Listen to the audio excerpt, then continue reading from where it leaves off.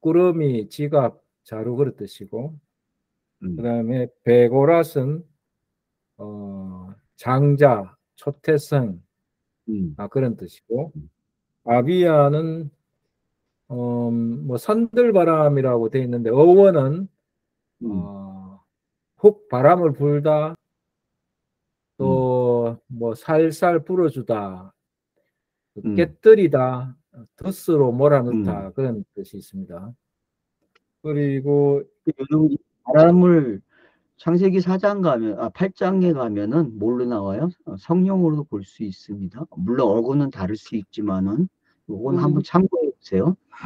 음, 그 유력한 사람 이래가지고 유력한 사람은 여기에 음, 깃보르 하일 해가지고 깃보르는 그 창세기에 보면은 뭐 그 특이한 사냥꾼이라고 창세기 10장 음, 9절에 이렇게 나와 있고 또 음, 용사다 창세기 음, 6장 4절에 그래 나와 있고 음, 음, 예, 조금 더 확대해 보면은 이사야서 9장 6절에는 전능하신 하나님이라 할 때 그 그렇죠. 전능하신 마이트 스트롱 뭐 그런 뜻이 있습니다. 그래서 깃보로 하일이라면은 보통 전사 음, 그러니까 전쟁에 능한 그런 그 음, 사람을 뜻하는데 특히 시험을 거친 전사다 그런 표현을 음, 쓰고 있습니다. 그리고 예, 여기 이제 또 기스라 이름하는 유력한 사람이 있으니 그는 아비엘의 아들이요 스롤의 음, 손자요 베고라스의 증손이요 음, 아비야의 현손이요 이렇게 여러 음, 가지 표현이 음, 있는데 이제 히브리어는 다 벤입니다. 아들도 벤이고 그렇죠. 손자도 벤이고 증손도 음, 벤이고 현손도 벤이기 때문에 음, 벤이라는 말은 우리 그 갈라디아서의 말씀처럼 예수 그리스도 음, 자손, 음, 후손 그런 용어로 음, 쓴다면은 다 이 표현들이 음, 예수 그리스도의 그러한 그 어떤 그 모형으로서의 모습이라고 이렇게 볼 수가 있습니다. 그렇죠. 예. 그러니까 이제 창세기에서 베냐민이 어떻게 태어나는지도 우리가 좀 이야기를 가지고 있어야 되고, 그래서 이 베냐민이 막내잖아요, 그죠? 막내인데 결국은 그 나엘의 아들이란 말이에요. 요셉하고 베냐민. 막내에서 아들이 태어나요. 그리고 그게 첫 번째 왕이 되는 거죠. 그러니까 여기 지금 뭐 언약이라는 게 구불이다. 뭐 그러니까 기스가 뭐냐라고 할 때 할. 그냥 언약이에요, 여러분. 그냥 기술 그러면은 언약 그렇게 보셔도 돼요. 성경은 언약으로 기록되어 있잖아요. 계시는 무지개 언약이라고 언약이잖아요. 예. 그러니까 여러분들이 그렇게 이해를 하시면 되고요. 그 다음에는 여기 뭐 유력한 사람이라 했는데 뭐 이거 벤이라 했잖아요. 그죠? 깃보로 하일 증선유. 예. 그러니까 이제 요런 단어들이 그러니까 벤이 가장 많이 나온 데가 어디에 창세기예요, 여러분. 창세기 5장은 벤의 이야기잖아요. 그죠? 아들의 이야기. 그래서 그 벤에서 그 이름과 셈이라는 단어와 벤만 알면은 5장은 읽어지잖아요. 창세기 5장. 그와 같이 성경은 이 아들이라는 사람이 이름을 가져야 되거든요. 아들은. 근데 성경에 진짜 이름은 뭐밖에 없어요, 여러분? 예수 예수가 그리스도.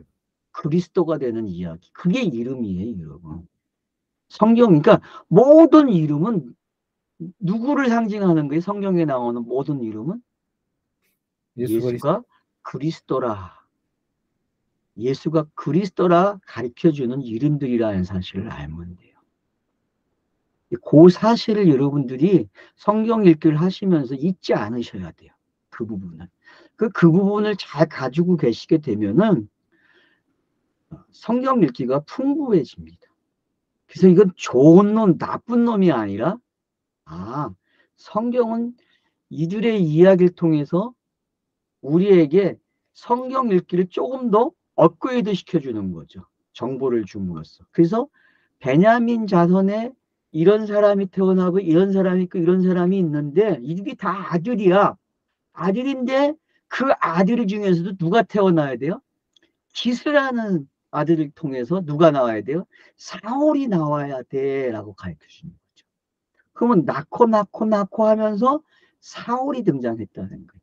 여러분 이렇게 낳고는요 언약이 차서가 하나씩 더 그리스도를 향해서 예수를 향해서 가까워졌다 그렇게 읽으셔야 돼요. 성경 읽기 하실 때에 무슨 얘기인지 알겠죠? 그러니까 예? 그러니까 구약은 BC로 시작하죠. BC는 거꾸로 시작하죠. 뭐 5,000년이고 6,000년이고 그래가지고 숫자가 줄어들면서 오잖아요. 그래서 제로가 되면 AD가 시작되잖아요.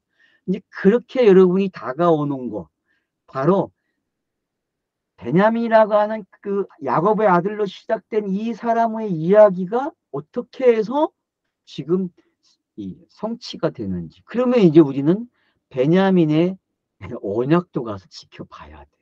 몇 장 가면 나옵니까? 창세기? 베냐민 언약이? 기억 안 나죠? 다 잊어먹었죠. 그죠? 예? 예, 49장. 49장 가면은 쫙 나오죠. 큰아들부터 시작해서 베냐민까지 나옵니다. 근데 여러분 그 순서를 거기는 이제 순서적으로 기록을 해주거든요. 근데 신명기 가면 어때요?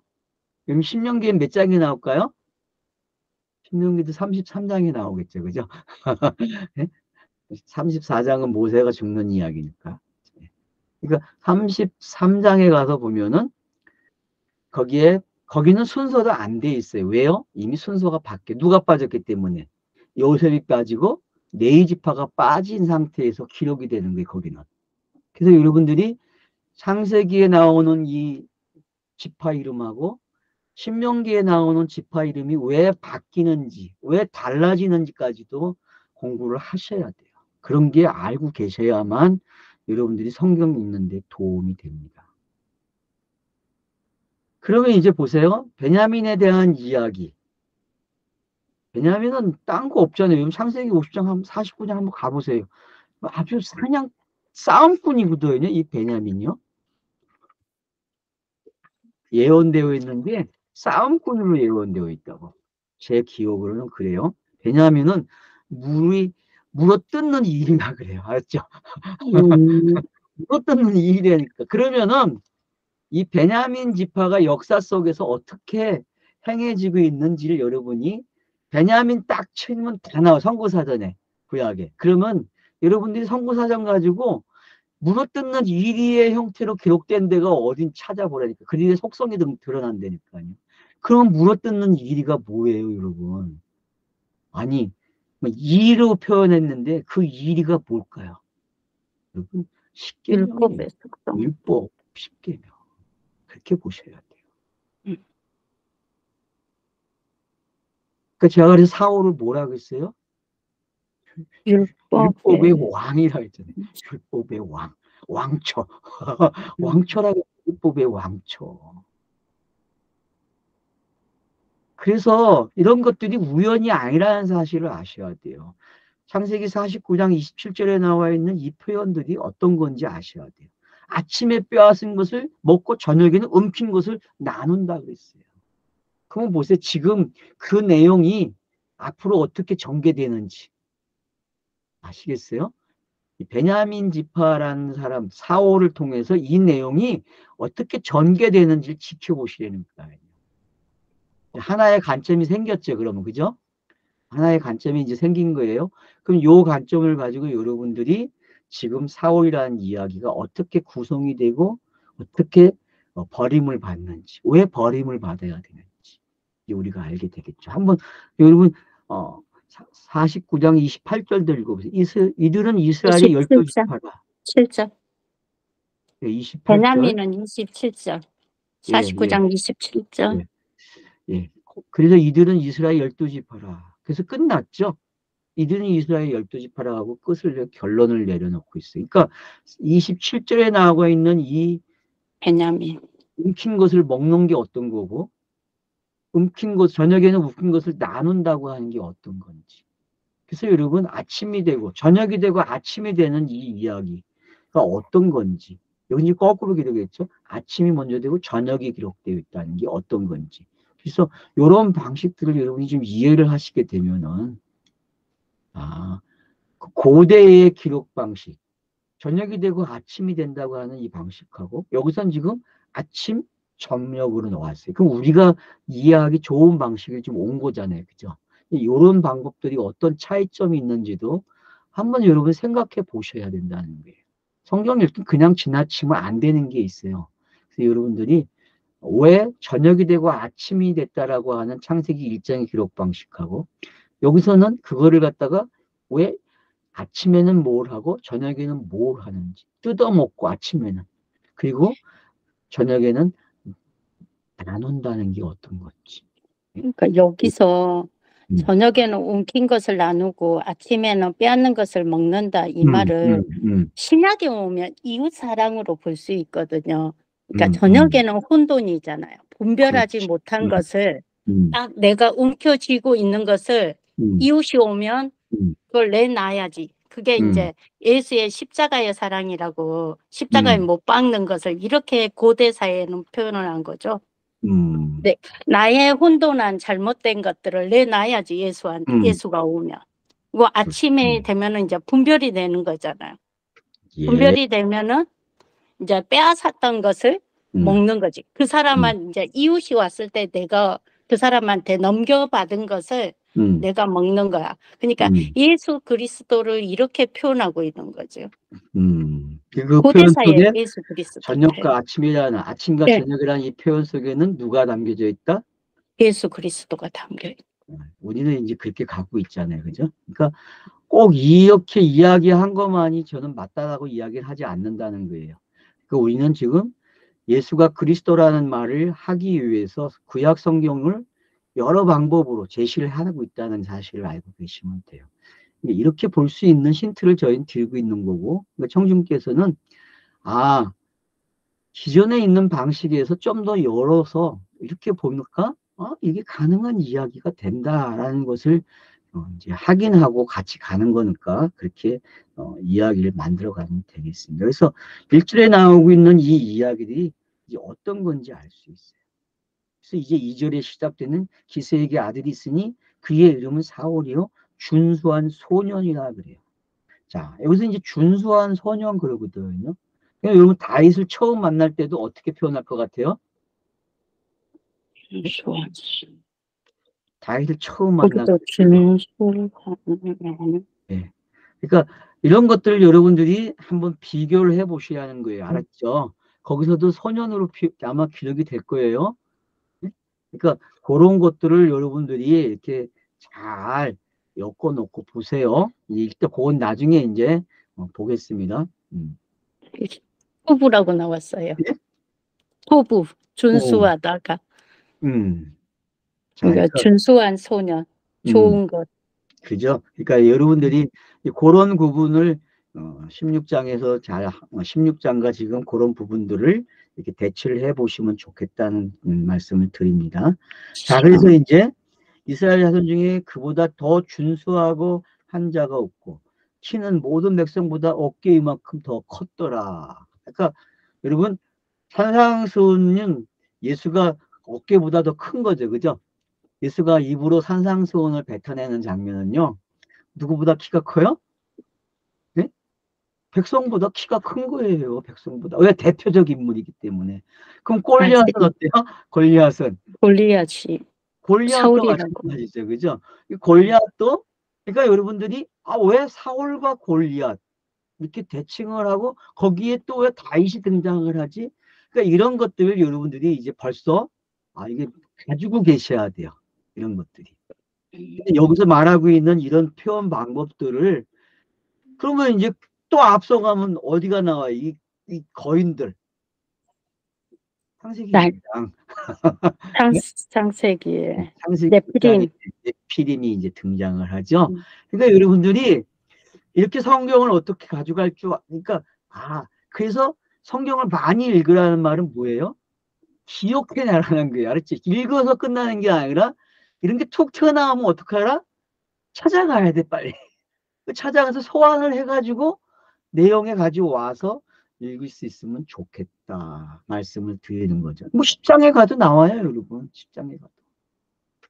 무슨 자손이 나와요? 거기는 10장에 기억나요? 안 나? 함자선 중에서 응? 나오잖아요.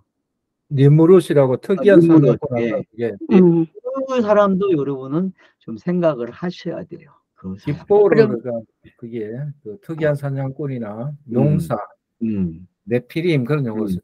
그렇죠. 그러니까 이 여러분들이 이게 사울이라는 사람에 대해서 이렇게 지금 성경이 그 강한 포인트를 주고 있는 것을 왜 주는가 눈치챘죠, 이제.